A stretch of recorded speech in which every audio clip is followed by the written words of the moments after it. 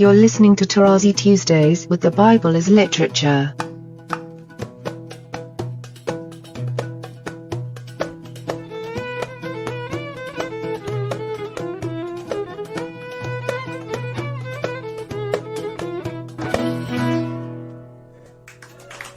Hi, this is Father Mark Boulos, and you are listening to Tarazi Tuesdays with the Bible as Literature podcast.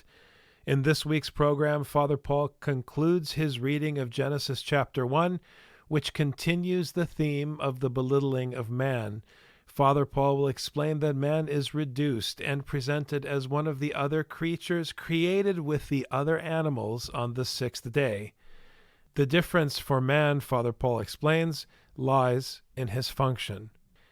In verse 26, we have the first mention of Adam without the definite article. But, Father Paul observes, beginning with verse 27 until the end of chapter 4, it has the definite article, something that would never be noticeable in translation. Adam versus Ha-Adam. Father Paul will explain why this is important. I am happy to introduce Father Paul on Tarazi Tuesdays, the Bible as Literature podcast. The end of chapter 1, 24 through 31 details the divine action on the sixth day. But let me go for a recap because, again, things are interconnected. I said that chapters 1 through 4 are misread because the Greco-Roman intelligentsia zeroes in on anthropocentrism, that big ego that was launched especially by Plato.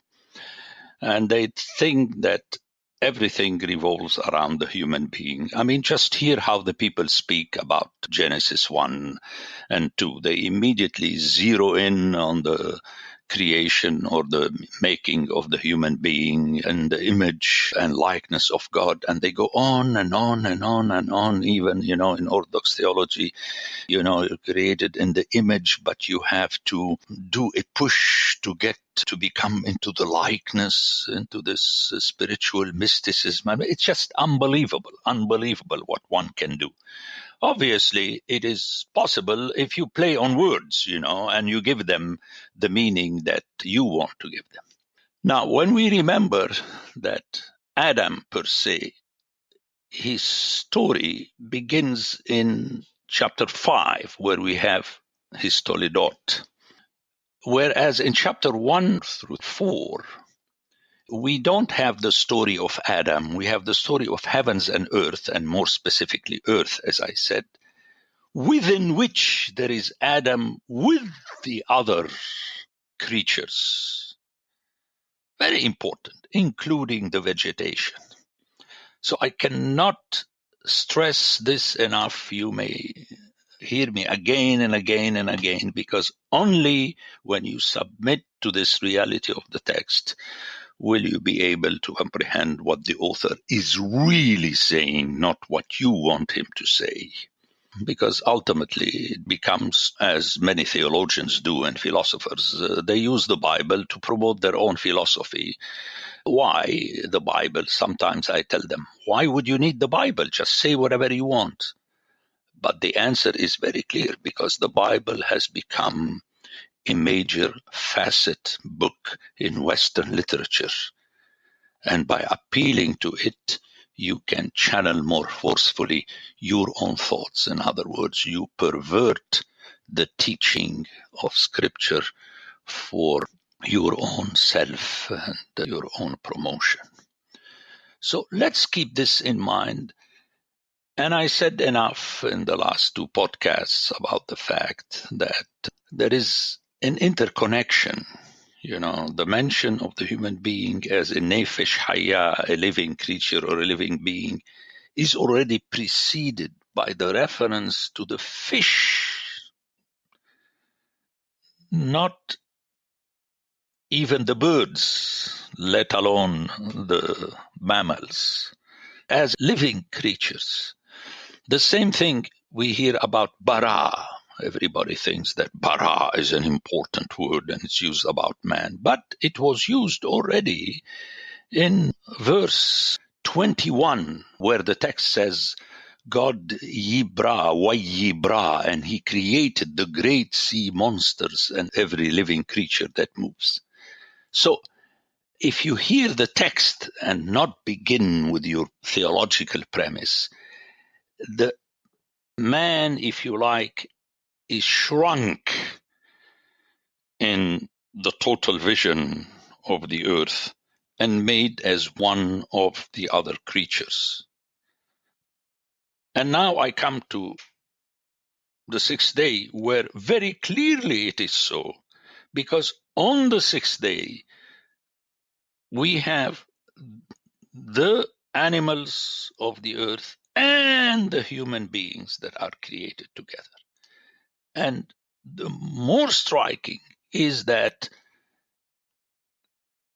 the animals are not blessed, which is very funny, when earlier the fish were blessed and the birds were blessed. So obviously the author is doing something here.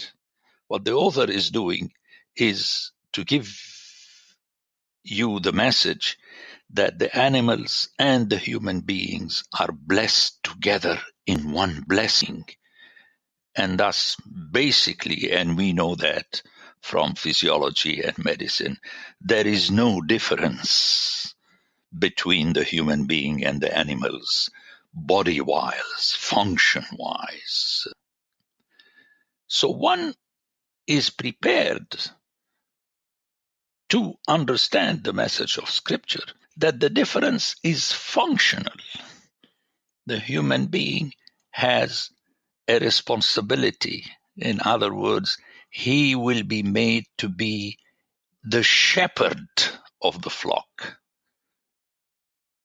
But then the reality for God, as is very evident from Ezekiel 34, it's not the shepherds, it is the flock. That is the reality. And then it's shepherd together with the flock. Ezekiel 34 should be read once a week by my hearers. Just read it again and again and again and again. And even at the end of the chapter, very interestingly, after having dealt with the shepherds, he deals with the sheep. He's going to judge the sheep, how they treat one another. It is powerful. Everyone is accountable before God. But the shepherd more, obviously, because the shepherd has the responsibility. It's like when something goes wrong in your household, they are not going to go to your children. You are responsible. However, the children themselves are also accountable for what they do. So, coming from this perspective, it becomes striking when they hear the text on its own ground. It begins by saying in 26, let us make man in our image after our likeness, and let them have dominion over the fish and the sea and over the birds of the earth. Now, many things are going on here. I mean, and I have to go in detail, but I'm asking my readers really to go to my book and read carefully. It's page after page after page. It is striking that the first mention of Adam is simply Adam, which connotes the specific human being whose name is Adam. Obviously, it is parabolic that he is the first Adam, and thus his personal name is Adam. But it is without the definite article. Why is this important?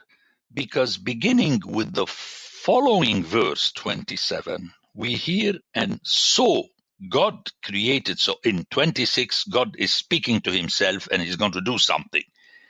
In 27, we hear that created man. That's the same bara as with the monsters of the sea. He created man. But beginning with that verse 27, until the end of chapter 4, systematically we hear Ha-Adam, the man, which again is very hard to render in English, because hear it in English. Then God said, let us make man in our own image. And then so God created man in his own image. One can never perceive the difference intended by the author.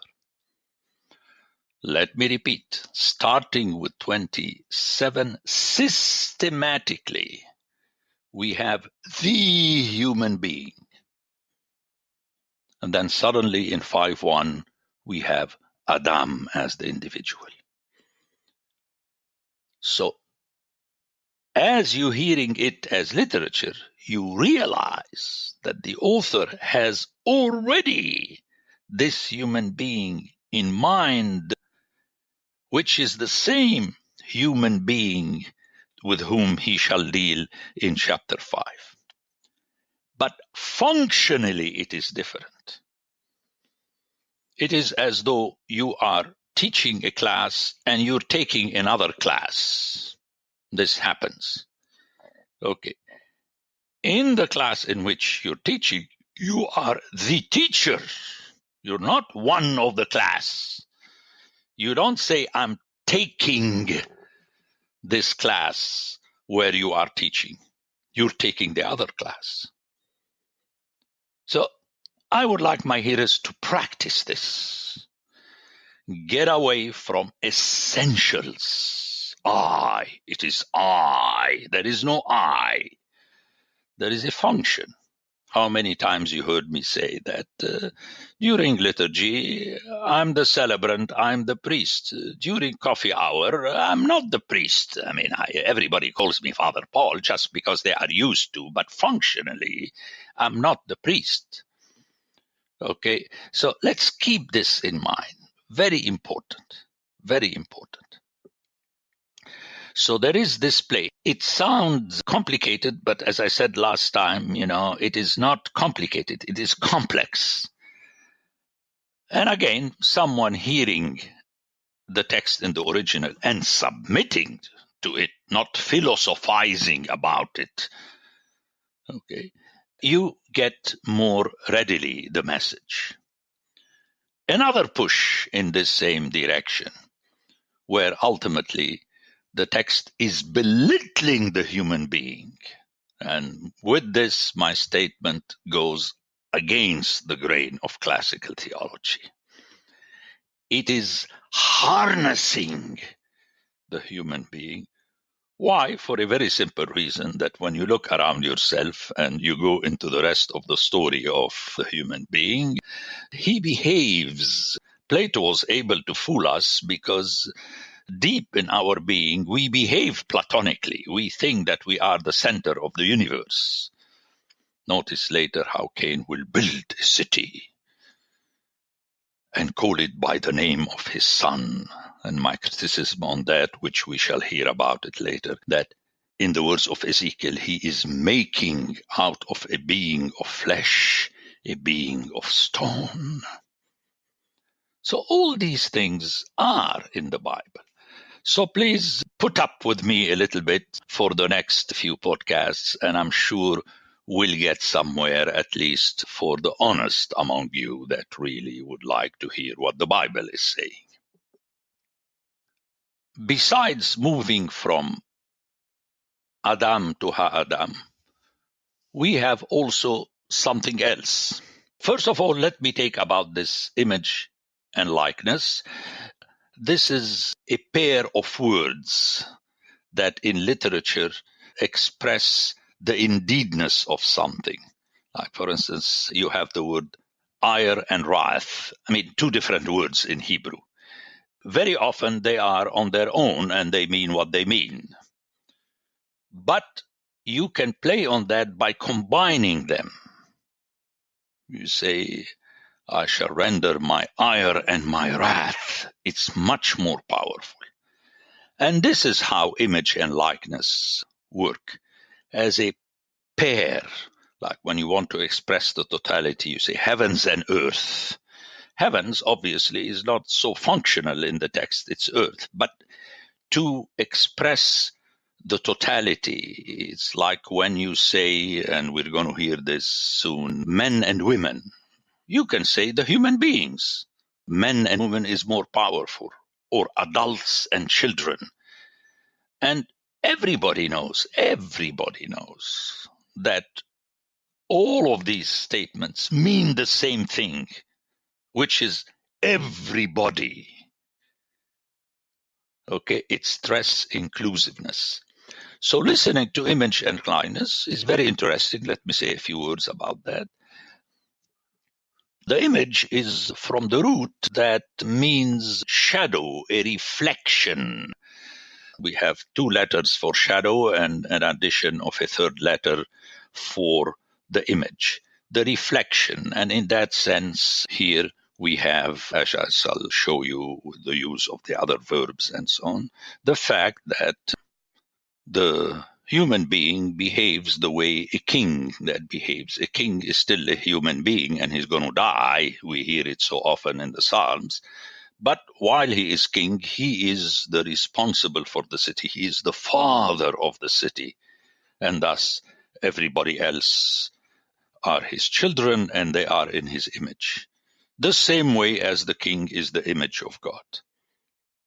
And this is the meaning of the text, that God is assigning the human being to be the leader, if you like, of the rest of creation.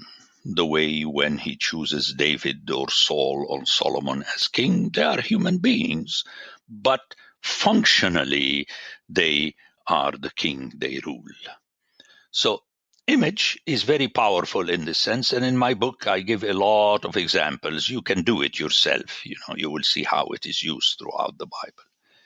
The other is likeness, and to make a long story short, I mean, if you know Arabic, you guess immediately it's from a root that in Arabic until now we use to refer to a doll. What's a doll? It's something that you make up, you shape into the shape of a human being or an animal or whatever. So very simple. The 2 words connect together. But again, let's remember, it is a functionality. So we should throw away once and for all these patristic acrobatics about the image, where it is and so on, and in which sense and so on. I just explained it to you.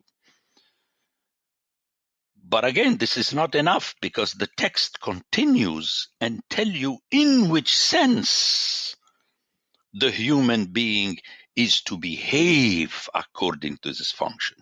You see, everything boils down to behavior. In my book, repeatedly I said, the problem with theology that it deals with essences, with what you are or something is per se. There is no per se. It is a position of function you take. When you're sleeping, you are a sleeper. When you're playing, you are a player. You remember how many times I said to my students that in the Semitic languages, it's oxymoronic to say a retired player, because player and playing are the same word in Semitic languages. So how could you be retired and still playing? I mean, you can play in your backyard, but you're not anymore a player on a given team. Come on, friends, you know that. But in Arabic now, we say retired player. We have to say it because, that's what everybody says in other languages and so on. But technically, you should say, I used to be a player and now I'm retired. Try it. Repeat after me. I used to be a player and now I'm retired. Like until now, people say that I'm still Father Paul and I'm still the professor and so on. I'm not, because I'm not functioning as a parish priest. And I'm not functioning as a teacher or a professor. As simple as that. Okay? What are you doing, Father Paul? I'm retired. That's how I force people to speak to me here in North Carolina. Then they are forced to say, so what were you used to do? Aha, there we go. I used to do. The Bible as Literature is a production of the Ephesus School Network.